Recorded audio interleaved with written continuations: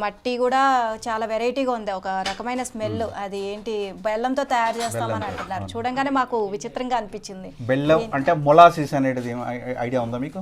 తెలీదండి. మొలాసిస్ అంటే మన చక్కెర ఫ్యాక్టరీ దగ్గర బయట వెళ్ళిపోయిన అది వ్యర్థాలు అది తీసుకొచ్చి తయారు చేసి ఇక్కడ డ్రమ్లా ఉంటుంది.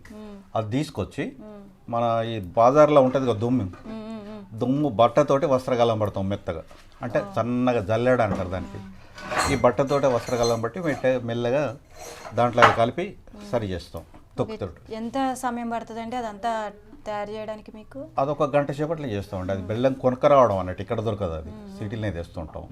ఇంత సన్నగా ఉంది అంటే సన్న ఇసుక ఉంటది కదా అలా ఉంది, చాలా అంటే చాలా సన్నగా ఉంది. ఇసుక కంటే సన్నగా ఉంటుంది, ఇసుక ఉండేది. ఓకే, ఇప్పుడు ఇది ఇలా తయారైంది, ఇట్లా తయారవుతుంది. దీని మీద మీరు ఏలుతోటి వస్తే మీ ఏలు గుర్తులు కూడా వస్తాయి దాంట్లో. అట్లాగే విగ్రహానికి ఉండబడే మొత్తం డిజైన్ అంతా మట్టిలో వస్తుంది.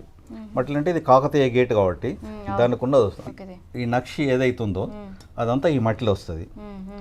ఇదేమో ఫ్రంట్ సైడ్.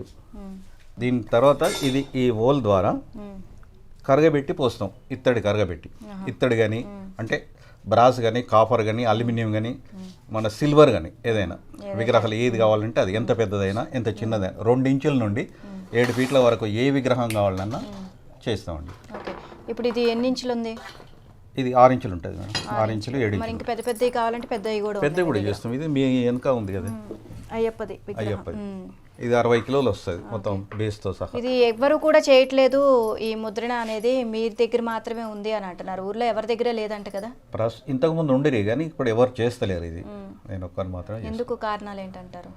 కారణాల గురించి తెలియదు, కానీ దీంట్లో రిస్క్ ఎక్కువ ఉంటుంది, పని ఎక్కువ ఉంటుంది. ఇవన్నీ కూడా ఊర్లో ఎవరూ చేయట్లేదు, మీరు ఒకరే చేస్తున్నారు కాబట్టి ఊర్లో ఎవరికైనా ముద్రణ కావాలంటే మీ దగ్గరికి వస్తారు మొత్తం. వస్తారు.